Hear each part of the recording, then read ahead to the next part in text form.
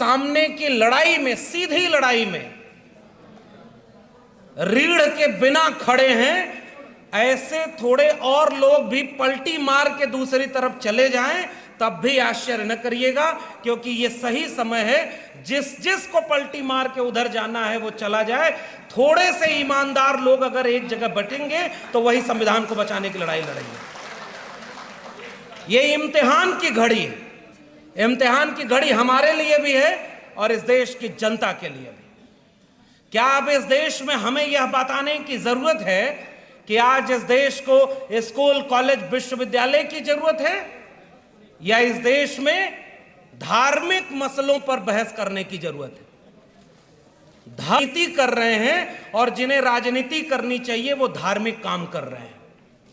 अगर देश के लोगों को लगता है कि अब इसके बाद भी लोकतंत्र सुरक्षित है, संविधान सुरक्षित है, तो हम जैसे लोगों का भाषण करने का कोई मतलब नहीं। दिल्ली के इस सभागार में खड़े होकर हमने सैकड़ों बार एक ही बातें दोहराई हैं। सैकड़ों कार्यक्रम ऐसे वी द पीपल, पैगाम या देश के संविधान बचाने वाले संगठनों ने किया है। और आज इस बात को मैं कहना चाहता हूं, हम जिस फूले, अंबेडकर, पेरियार, बिरसा मुंडा, जयपाल सिंह मुंडा को याद करते हैं, पसमानदा आंदोलन को याद करते हैं, अपनी विरासत को याद करते हैं, तो हम एक बार साफ कहते हैं कि वो लोग अपने मुश्किल वक्त में ऐसी लड़ाई लड़ गए कि हम उन्हें याद कर ले रहे हैं। और अगर आज ऐसे वक्त में हम अपने हिस्से की लड़ाई नहीं लड़ पाए तो आने वाली पीढ़ियां हमें जरूर याद करेंगी, लेकिन इस रूप में याद करेंगी कि तुम्हारे सामने जब लड़ने का वक्त आया तो तुम पलटी मार रहे थे और इस बात का इंतजार कर रहे थे कि नेताओं के भरोसे लड़ी जाएगी लड़ाई। नेताओं के भरोसे लड़ी जाएगी निश्चित रूप से। कल्पना करिए कि अगर एकजुटता का एक माहौल बनता तो एक राज्यसभा में एक नेता खड़ा होकर बोलता है कि एक अकेला सब पर भारी, अब की बार 400 पार। क्या आप जानते हैं कि घर में राहु का स्थान कहां है? या फिर आप जानते हैं कि पितरों का स्थान भी घर में है, वो कहां है? अकेला सब पर भारी, अब की बार 400 पार। अकेला अब नेता सब पर भारी है, उससे सीखने की जरूरत है। हमारे लोगों को मौका मिला तो उन्होंने विचारधारा को थोड़ा पीछे करके बाकी सबको खुश करने का काम किया। उन्हें जब मौका मिला तो उन्होंने भले सामने कहा था हम 2 करोड़ रोजगार प्रतिवर्ष देंगे, 15 लाख देंगे, 100 स्मार्ट सिटी बनाएंगे, स्मार्ट गांव बनाएंगे, अच्छे दिन लाएंगे, बुलेट ट्रेन चलाएंगे। और लोगों का जब वोट ले लिया तो अपनी विचारधारा के लिए काम किया है और ईमानदारी से काम किया। उन्हें बनवाना था और वहीं बनवाना था और देखिए बनवा दिया है। सीख सकते हैं तो ये बात सीखें, ये बात हमारे नेता भी सीखें, कार्यकर्ता भी सीखें। उनके लोग उनके साथ खड़े हैं जब वो किसी दलित को या किसी महिला आदिवासी को राष्ट्रपति बनाते हैं।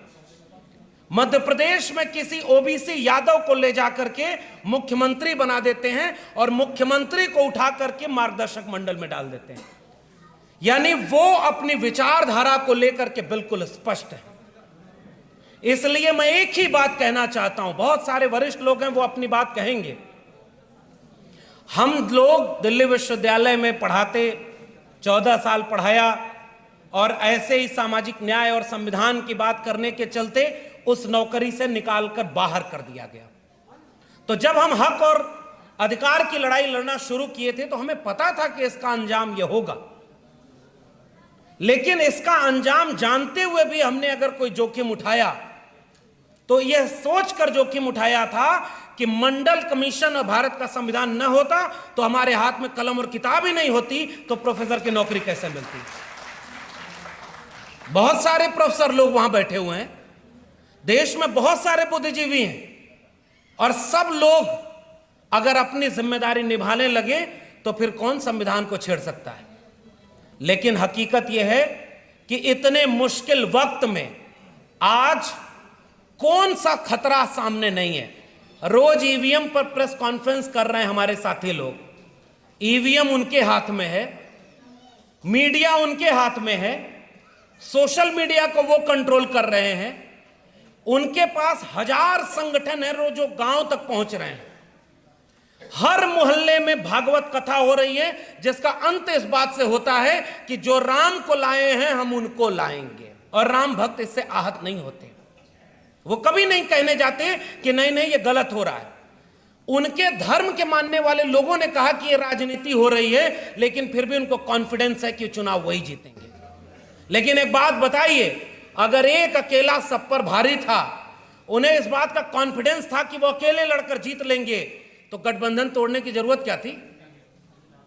वो कह देते दिल्ली से कि हमें इनकी जरूरत नहीं है, हम अकेले बिहार में लड़ेंगे और किसी को हमें अपने साथ लेने की जरूरत है। और वो भी ऐसे लोगों को जिन्होंने कहा था मिट्टी में मिल जाएंगे, जहर खा लेंगे, अब उनके साथ नहीं जाएंगे। लेकिन सत्ता के पास इतनी चीजें होती हैं जिससे वो आपको डरा ले, झुका ले और अपने में मिला ले। लेकिन एक बात याद रखिएगा, बाबा साहब डॉक्टर अंबेडकर जब लड़ रहे थे तो उनके खिलाफ भी उनके थोड़े से लोगों को खड़ा कर दिया गया, लेकिन उन लोगों का नाम कोई नहीं जानता। बाबा साहब डॉक्टर अंबेडकर आज भी संविधान बचाने की लड़ाई में शामिल हैं। ज्योतिबा फूले, सावित्रीबाई फूले के ऊपर पत्थर फेंकने वाले, कचरे फेंकने वालों का नाम कोई नहीं जानता, लेकिन उसे झेलते लड़ते वाले आज भी हमारे आंदोलनों के नायक बने हुए हैं। तो इस बात को याद रखिएगा कि आज भी इस देश में बहुत सारे ऐसे नेता हैं जो ईडी और सीबीआई के सामने झुके नहीं, अपने चट्टान की तरह खड़े हैं कि हम कुछ भी हो जाएगा इनकी तरफ नहीं जाएंगे। ऐसे लोगों को न्यूनतम सहमति पर अधिकतम एका बनाने का दौर है। और मैं एक गुजारिश करके जा रहा हूं, क्योंकि बाकी लोग भी अपनी बात कहेंगे। गुजारिश इस बात की, आज अगर हम यहां खड़े होकर के वही बातें दोहराएं, विश्वविद्यालय में आरक्षण खत्म किया जा रहा है, कैसे 13 पॉइंट रोस्टर आया, सबने मिलकर लड़ाई लड़ी, वापस हो गया। और अभी जब ही 22 जनवरी के बाद यूजीसी ने एक नोटिफिकेशन जारी किया कि डी रिजर्वेशन करेंगे, जितनी सीटें एससी एसटी ओबीसी के प्रोफेसर बनने की बचेंगी उनको अनरिजर्व बना देंगे ताकि उन पर सवर्ण प्रोफेसर नियुक्ति करें। और वो भी तब जब इस देश में 4% ओबीसी और अपने अनुपात से आधे से भी कम दलित और पिछड़े लोग प्रोफेसर बने हैं। तो उनका एजेंडा क्लियर है। अब इस देश के लोगों का एजेंडा क्लियर होना चाहिए। अगर उन्हें मंदिर मस्जिद के नाम पर वोट देना है तो फिर इस देश में आप क्या लड़ाई लड़ेंगे और कैसे बचाएंगे? अगर स्कूल कॉलेज विश्वविद्यालय के नाम पर वोट देना होगा तब शायद हम थोड़ी बहुत लड़ाई लड़ करके कुछ बचाने की कोशिश करेंगे। और मैं जिस मोहल्ले में रहता हूं, एक बार वहां पर 11 भागवत कथाएं एक साथ हो रही हैं और हर जगह धर्म का माहौल बनाया हुआ है, और वहां पर उनके एजेंडे में वो काम पर लग गए हैं। और हमारे लोग अभी गांव-गांव तक नहीं पहुंच पाए हैं कि अच्छा बचाना है तो कैसे बचाना है। हमारे लोग कहते हैं कि इस पार्टी ने ये गलत किया हमारे साथ, उस पार्टी ने हमारे बहुजन आंदोलन को नुकसान पहुंचाया, इस नेता ने ये नुकसान पहुंचाया, उसने ये नुकसान पहुंचाया, और सब मिल करके किसी एक पार्टी को फायदा पहुंचा। वरना 85% कहने वाले लोग आज कहां सरकार में हैं। और अगर इसको हम नहीं समझ पाए तो आप किस चीज की लड़ाई और किसके दम पर लड़ेंगे, मैं यही सवाल करना चाहता हूं। पाखंड और अंधविश्वास में अब इस देश को पूरी तरह डुबोया जा चुका है। मैं इलाहाबाद में पढ़ता था तो इलाहाबाद में एक बार कुंभ मेला लगा था। वहां पर एक आदमी, वहां सारे लोग जल चढ़ा रहे थे, तो वहां कहा गया कि यहां जल चढ़ाएंगे तो पितरों को मिल जाएगा जो लाखों किलोमीटर दूर पर हैं। वहां एक आदमी गया और वहीं से पूरब दिशा में मुंह करके जल चढ़ाने लगा। तो दूसरा आदमी आके पूछा कि भैया ये जल किसको चढ़ा रहे हो? उसने कहा आजमगढ़ में हमारा खेत है और वहां गेहूं में पानी नहीं भर पाए थे, वहीं पानी चढ़ा रहे हैं। तो उस आदमी ने कहा कि इलाहाबाद में पानी चढ़ा रहे हो, 250 किलोमीटर दूर तुम्हारे खेत में पानी कैसे जाएगा? तो कहा हमने देखा यहाँ 2.5 करोड़ किलोमीटर दूर पितरों को पानी यहीं चढ़ाने से पहुंच जा रहा है, तो हमारे खेत में पानी क्यों नहीं जाएगा?